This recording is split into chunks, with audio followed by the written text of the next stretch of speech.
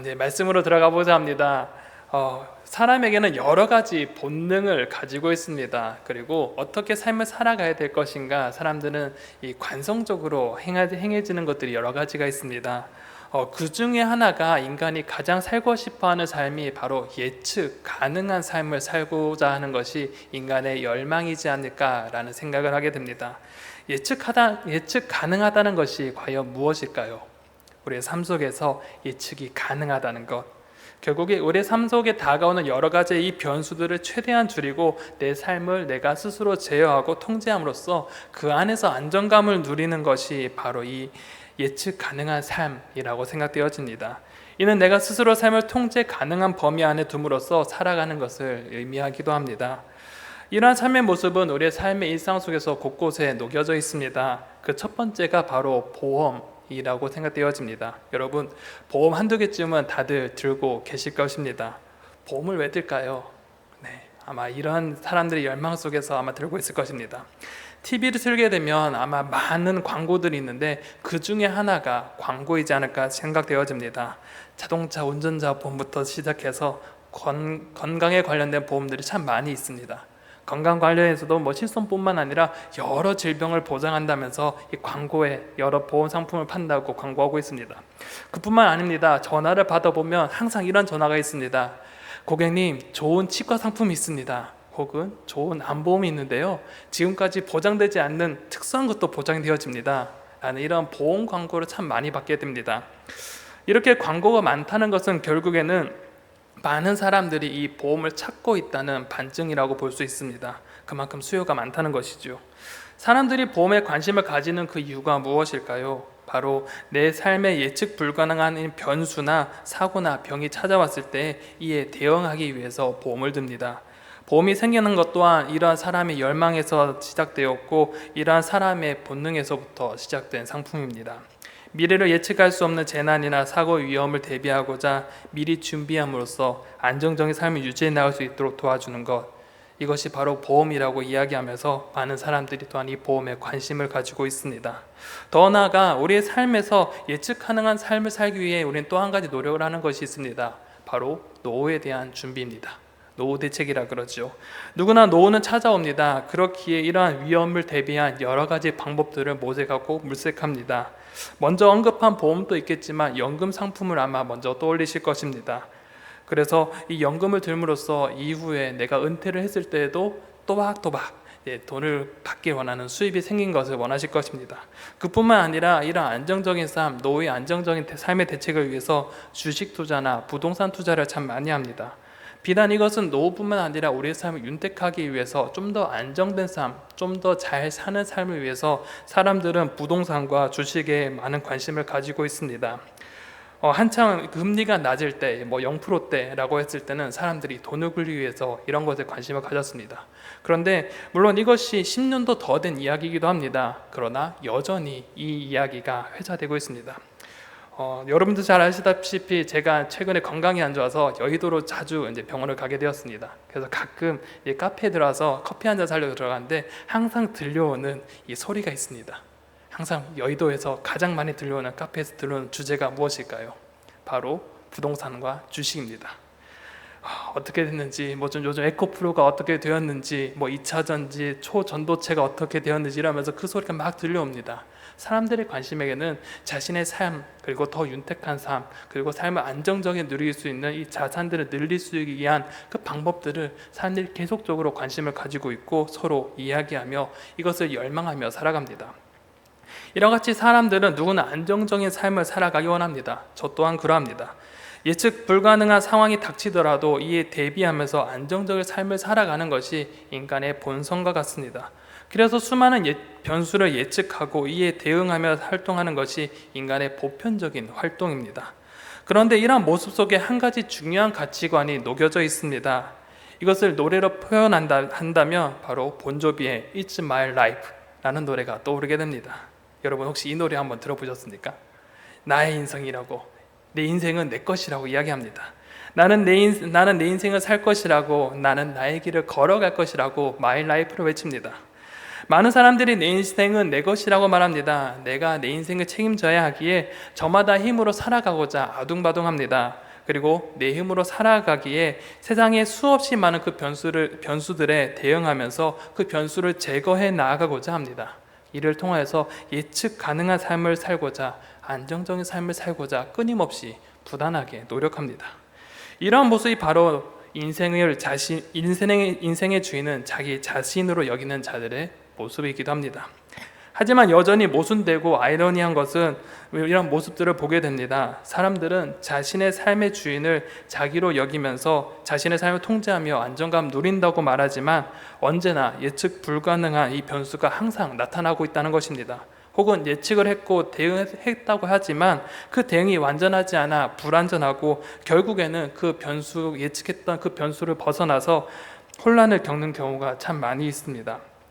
잘 될 것이라 분석했던 예측이 벗어나고 생각지 못한 변수의 예측이 빗나감으로써 나의 삶에 혼란을 주기도 합니다. 또한 언제나 함께 할 것이라 했던 그 사람들이 돌변하여서 나를 힘들게 하는 경우도 있습니다.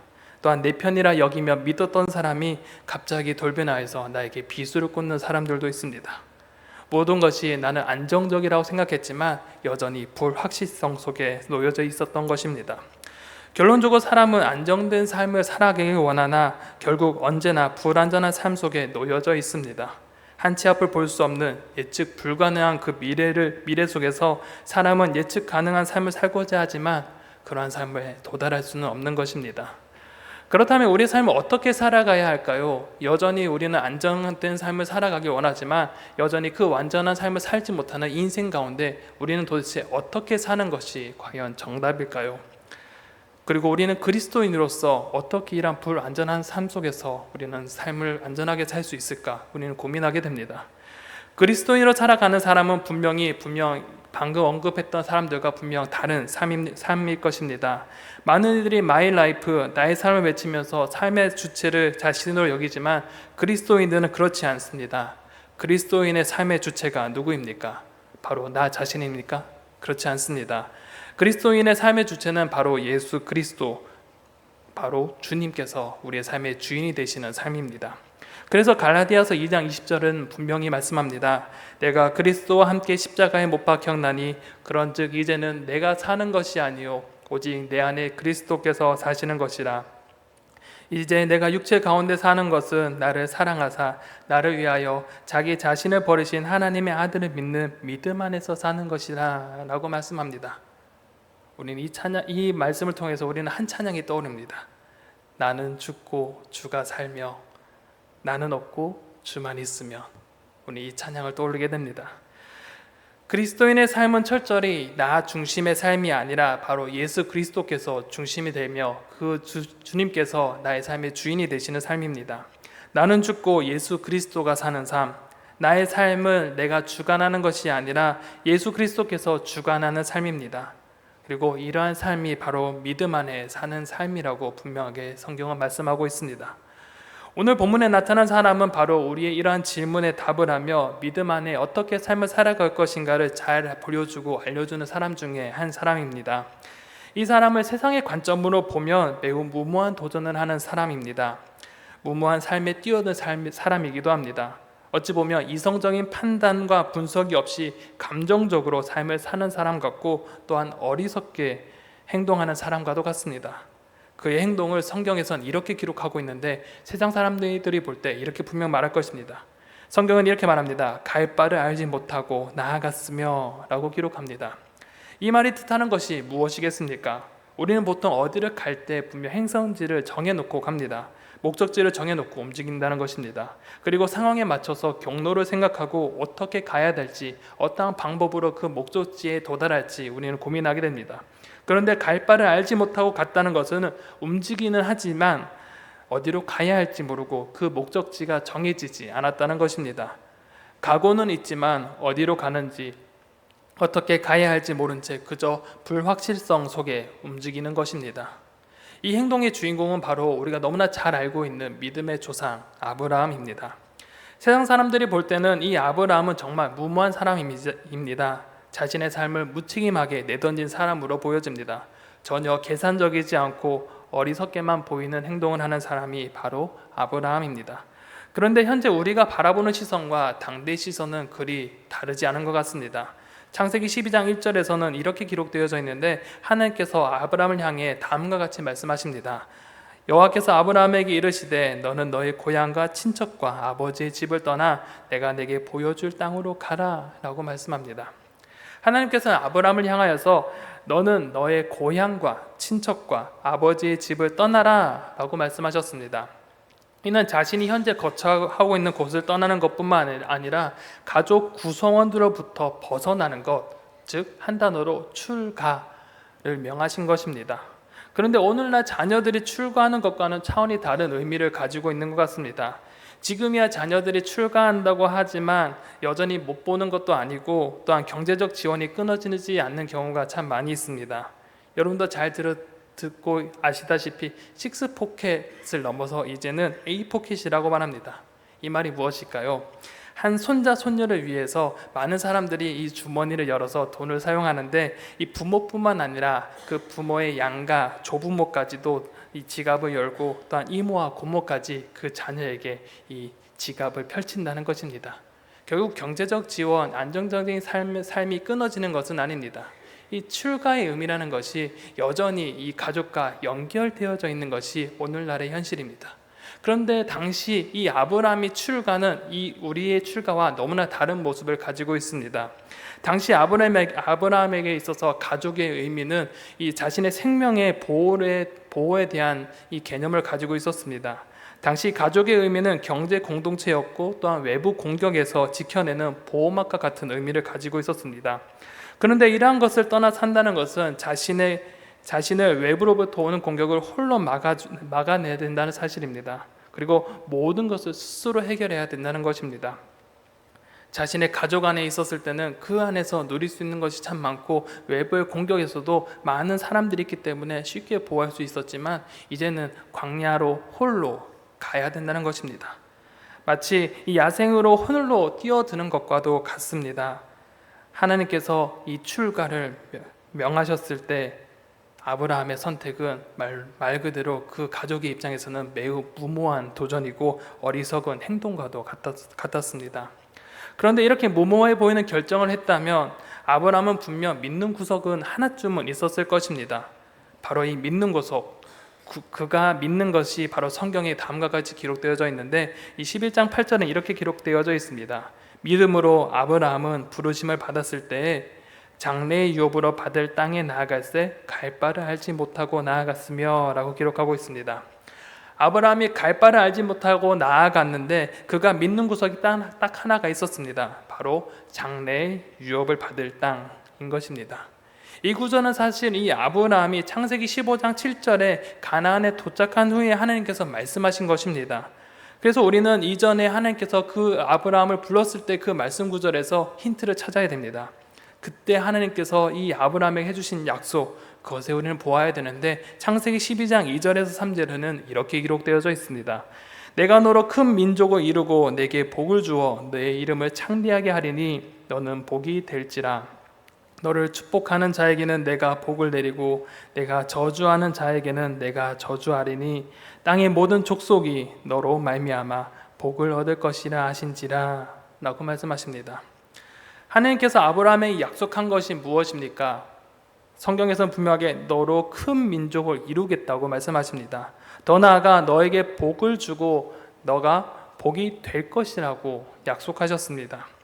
강대한 나라와 견줄 수 있는 그런 큰 민족을 이룰 것이고 너의 삶 그 자체가 복이 되어서 이 다른 사람들에게 복을 주는 삶을 살게 될 것이라고 하나님께서는 약속하셨습니다. 하나님의 부르심과 약속에 아브라함은 이생하리만큼 즉각적으로 응답합니다. 성경을 볼 때 이 부르심 이전에는 이 하나님께서 아브라함을 찾아가셨고 아브라함이 이 하나님을 만났다는 기록은 찾기 힘듭니다.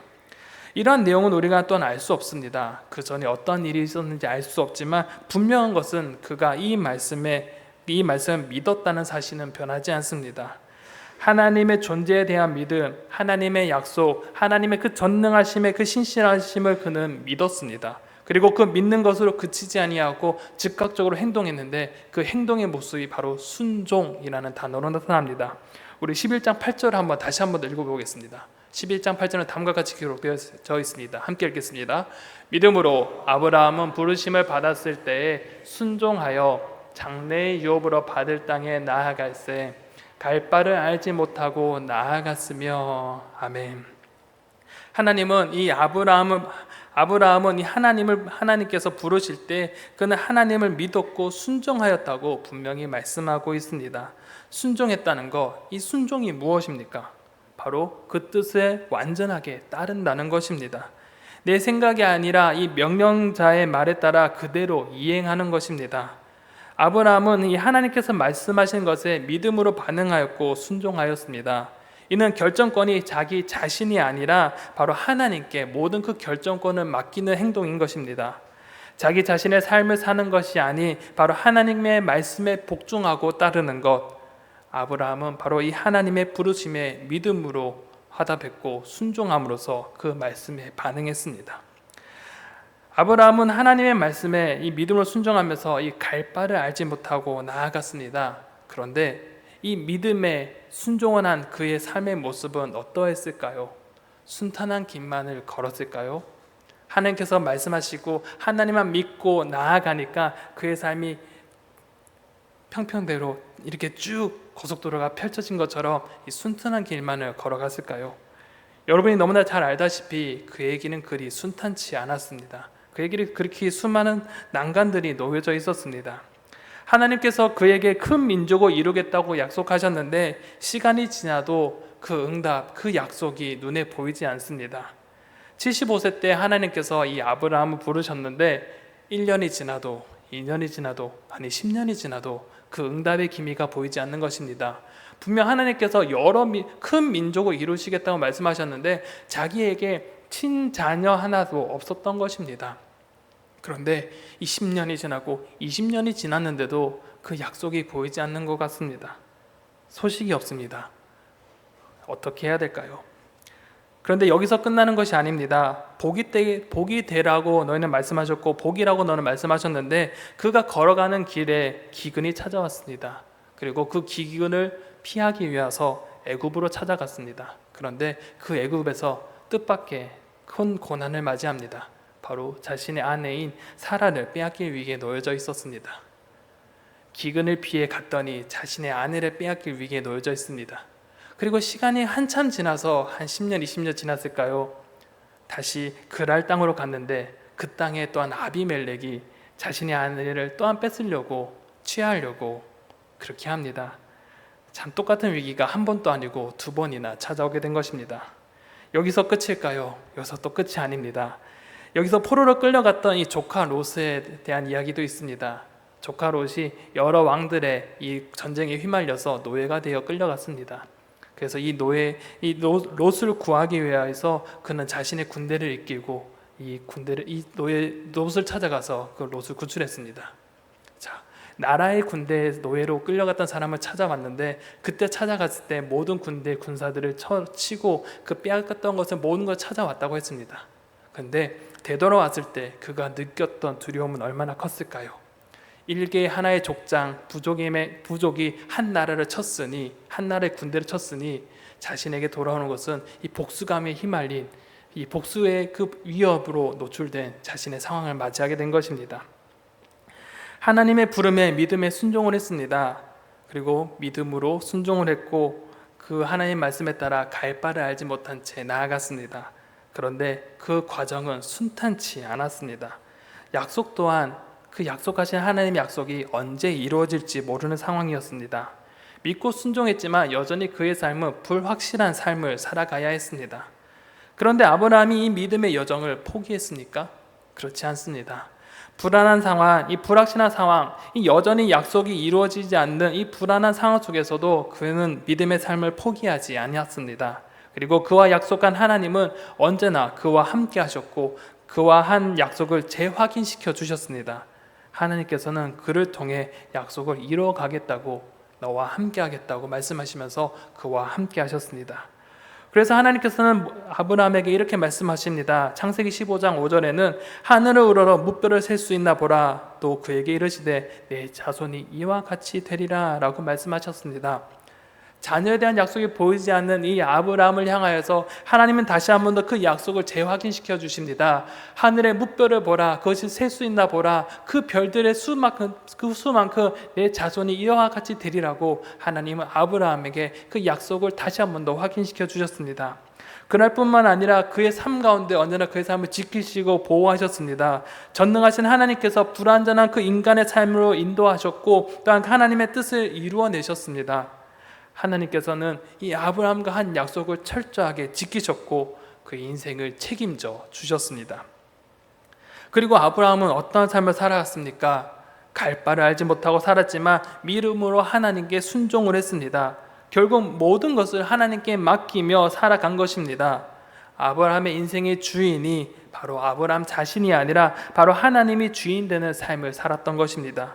그러할 때 하나님께서는 그의 인생을 책임져 주셨고 그의 인생을 인도해 주셨고 그의 삶 가운데 언제나 함께 해 주셨다는 사실입니다.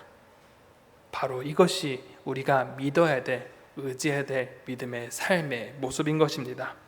사랑하는 명륜중앙교회 성도 여러분, 인간은 누구나 불확실한 삶 속에 살아갑니다.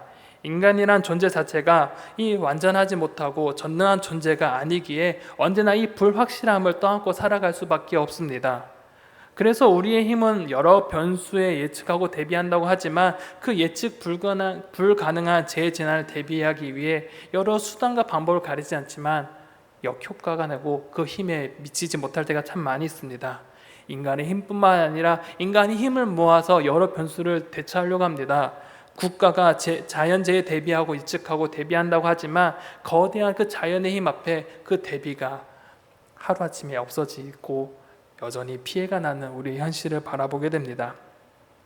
자연의 그 힘 앞에 초라하게 되어지는 인간, 여전히 우리의 삶을 바라볼 때 대비한다고 하지만 안전한 삶을 산다고 하지만 안정된 삶을 바라볼 수 없는 삶을 사는 것이 인간의 현실입니다. 그래서 우리는 고통에 신음하기도 합니다. 건강보험을 들어놨지만 여전히 예측 가능하지 않은 그런 질병에 걸리기도 하며 정말 숱한 여러 가지 어려움이 찾아옴으로 인하여서 우리의 삶의 안정감은 언제나 흐트러지기 쉽습니다. 이러할 때 우리의 삶은 어떻게 살아야 합니까? 그리스도인으로 삶은 어떻게 살아야 되겠습니까? 인간은 불확실한 상황 속에서 스스로 헤쳐나가려고 노력하지만 그리스도인은 바로 하나님의 완전하심에 기대어 살아가는 사람인 것을 우리는 기억해야 됩니다. 인간은 연약하지만 하나님은 완전하시기에, 하나님은 전능하시기에 우리는 그 하나님의 그 완전하심과 전능하심에 그 기대어서 살아가는 것이 바로 그리스도인의 삶이라는 것입니다. 전능하신 하나님께 우리 인생을 내맡길 때, 그분의 말씀에 따라 순종하며 살아갈 때 하나님께서는 여러분 삶 가운데 참된 안정감을 누리게 하실 것이며 그의 삶을 이끌어 나가게 하실 것입니다. 이러한 삶이 바로 그리스도인의 삶인 것입니다. 그리고 이것이 믿음과 순종으로 이루어지는 것입니다. 우리는 분명히 알고 있습니다. 우리의 삶이 내 뜻대로 되지 않는 것을 너무나 잘 알고 있습니다. 그리고 우리의 한계도 분명히 잘 알고 있습니다.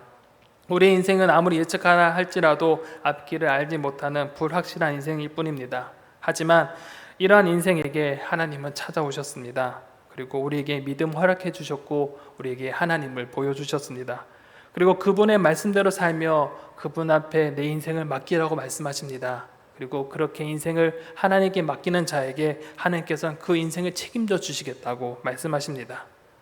하나님께 인생을 맡기는 자마다 하나님께서 그 인생을 책임져 주시고 그의 삶을 인도해 나가신 것을 꼭 믿으시기 바랍니다.